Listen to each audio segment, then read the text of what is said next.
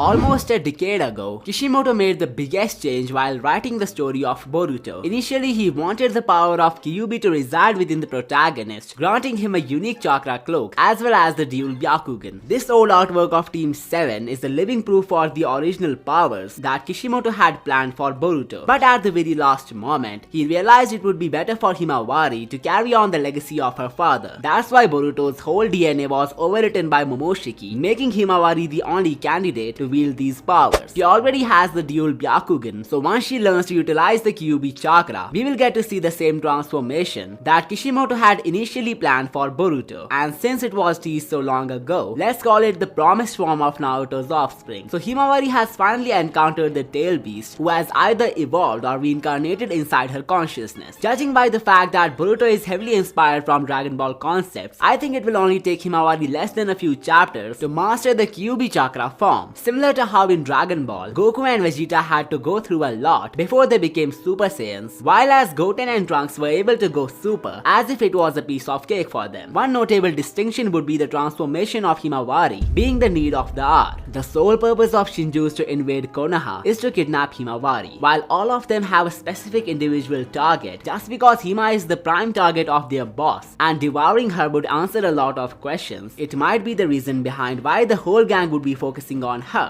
This puts Himawari in a do or die type of situation. It was even reflected when she wished to be abandoned at some empty place, cause she doesn't want her teammates to be involved in the Shinju mess. She's blaming everything on herself and had apparently accepted her fate of getting consumed by Jura. But all of this changes with the entry of the new kyubi in her life. Unlike Boruto, we don't have much intel on the combat and intellectual capabilities of Himawari, maybe because we haven't seen her in action in part 1. But since the second part is all about the two siblings and their vortex of fate, it's safe to assume that she must be as talented as Boruto, which makes her a quick learner and even makes her capable of surpassing Naruto. Gohan and Goten analogy makes a lot of sense for the case of the Uzumaki siblings. Gohan's transformation was triggered by intense emotional stress during his battle with Cell, while Goten's Super Saiyan form seemed to come more naturally while playfully fighting with his brother with little to no formal training. Similarly, in Two Blue Vortex, Boruto has gone through a lot of emotional trauma and hardships while training, which is what made him the strongest shinobi alive. Himawari's transformation could happen in a rather effortless way, and since the new kyubi is also in his baby form, I think this new transformation will make Himawari submit his consciousness to the Nine Tails. We have seen her losing control with the dual Byakugan in the anime, so kyubi taking over her body to fight the Shinjus is definitely a possibility. This would also build the contrast between Boruto and Himawari. While the older sibling had to grind for years just to become more powerful, the younger sibling is allied with the nine-tailed beast, and unlike the case of Kurama, this new incarnation of the Biju was destined to be on the good side from the beginning. Think of it as Momoshiki controlling Boruto's body for the better and not for his own evil goals. The new kyubi chakra mode of Himawari could amp up itself with the dual Byakugan instead of the sage mode like Naruto. Furthermore, since she doesn't know the Rasengan and the Shadow Clone Jutsu, it's very likely that her way of using the KCM would be extremely different than her father. Now this brings us to her Biju. Even though this creature holds an enormous amount of power, if he retains the memory from his past life, it would be a plus point for Himawari, since it would also grant her the battle experience of the OG Kurama when the kyubi would be controlling her. However, if he's learning everything from scratch, then it would be a bit of a gamble for Himawari to fight against the Shinjus. The fact that this Biju was a bit surprised after Jura was able to trace him, it pretty much hints that he's not ready to fight these monsters. But I personally believe the possibility of Himawari unveiling her new transformation at this point is really high, only because there is no other way to deal with the Shinjus except one that I will discuss later. I think we might be underestimating the new Biju by his dialogue and physical appearance. We shouldn't ignore that Daemon was literally stunned to sense his chakra 3 years ago. This means if he gains the control of Himawari's body, he could be a huge helping hand in dealing with these broken enemies. We shouldn't forget the cyborg kid is on the good side too, so Daemon and Himawari joining forces to defeat the Shinjus is also a huge possibility. It would be cool and sensible to see Daemon figuring out the reason behind Himawari's unreal intensity. The case of Daemon also pays homage to Dragon Ball Z, where the cyborgs and the younger people were shown to be overpowered as hell without any training. The way he noticed the Uzuhiko ability and its effects on the planet, it could be that he is the upcoming explanation guy in the story, just like Momoshiki and Amado. The reason I think so is because of his hidden power that might explain how he knew about the mechanism behind Uzuhiko. Just like how Aida has omnipotence, Daemon could have obtained him the omniscience attribute of the Otsutsuki god. It could make him aware of the strange phenomenons which are going around in this world and beyond. This would make him the first one to understand the source behind Himawari's new power, and it could be that she will also unlock a different type of chakra mode that only Daemon would be able to explain. This brings us to the fusion of Byakugan and the kyubi chakra that Himawari is going to infuse in her chakra mode. But if the collision of these two powers unlocks a different type of dojutsu, combining the Byakugan and the kyubi chakra would likely result in a formidable and unique ability. The Byakugan enhances perception and vision, granting the user 360-degree vision and the ability to see through solid objects, as well as detecting chakra points. If combined with the kyubi chakra, which is incredibly potent and also enhances physical abilities, it could potentially amplify the Byakugan's abilities even further. The fusion might result in heightened sensory perception, increased physical strength, and an enhancement in the speed and agility of the user. Additionally, it could potentially grant the user the ability to sense negative emotions or malevolent chakra, similar to the kyubi's ability to sense hatred and malice. Not to mention, such a fusion would also carry risks, as the kyubi chakra is notoriously difficult to control and can even overload the user if not properly managed. This is why I believe kyubi controlling Himawari's body till she learns to properly handle her beast chakra is extremely necessary for her survival. Apart from this new power-up that she will indeed unlock sooner or later, there is another way for Himawari to cope up with the current events in the story, and it might be an idea of the Neo Kyubi itself. She could be advised to leave Konoha and come back stronger, which is the only way for her to become as powerful as the enemy forces. Himawari's decision to either fight or flee is totally based on the opinion of the Kyubi. She wanted to give up on her life just before teleporting to this realm, which means it will impact her decision making in a vital way. Whether the new Kyubi retains the memories from his past life or not will play a huge role in the next chapter. He won't be risking Himawari by going against the Shinjus if he is uncertain about his capability. Either way, Jura would be really shocked to see the new power-up of Himawari, which would lead to another mystery that he will need to solve. I also believe if Himawari would need to evolve the tail beast, that will obviously take some years. Then the story might even get a third part where the adult nine tails of Himawari would be introduced. As for the escape plan, she could leave the village only to be found by Boruto, who could take her to Kashin Koji's secret base. There the Uzumaki siblings could train and Himawari will be made aware about the truth of omnipotence. Now when it comes to the next move of Shinjus, once Himawari leaves the village, I think they would most likely retreat as well, since they don't wanna get anyone else involved. However, this might bring the other instinctual targets into the picture, meaning that Jura might not participate in the personal battles of his teammates. I think the other Shinjus are less powerful than Jura only because they are linked to a base human being, while as the boss Shinju is the humanoid manifestation of the Ten Tails. In my last Himawari video, I promised to explain how she might be using the Barion mode without the penalty factor. The theory I have come up with is pretty cool, so make sure to subscribe if you find that interesting. So all the Jinchurikis of the Kyubi before had a seal on them, which was used to trap the Nine Tails inside of them. There is no such seal or cage in the case of Himawari, which means her fusions with the powers of the Kyubi must be unique as well. The lack of separation, which was fueled by a Fuinjutsu, only means that Himawari could access the energy of the Biju in a more efficient way, and since we know its intensity was so dense that even the wielder of an Otsutsuki god's power was surprised, chances are the promised form of Himawari will automatically work like the Barion mode, meaning that she would be fused with her inner beast from day one. However, it will also require her to do some good amount of training, because it is definitely not an easy task to handle such immense power. I don't think the plot would ever show us another Barion mode type of scenario, since the emotional impact of this incident has lost all its weight after the comeback of the Nine Tails. So even if the mechanism behind the Barion mode remains the same, Himawari could sacrifice as many Kuramas as she wants for a temporary power boost, just cause they would be coming back anyway. This is why the broken transformation needs to be fixed, especially after the rebirth of Kyubi. In a nutshell, just cause the new Nine Tails has naturally reincarnated inside Himawari, the chances for her to utilize its full power has enhanced a lot. You can find some interesting theories on topics like who destroyed Konoha and the whereabouts of Momoshiki in these videos. Don't forget to subscribe if you still haven't, and I will see you next time.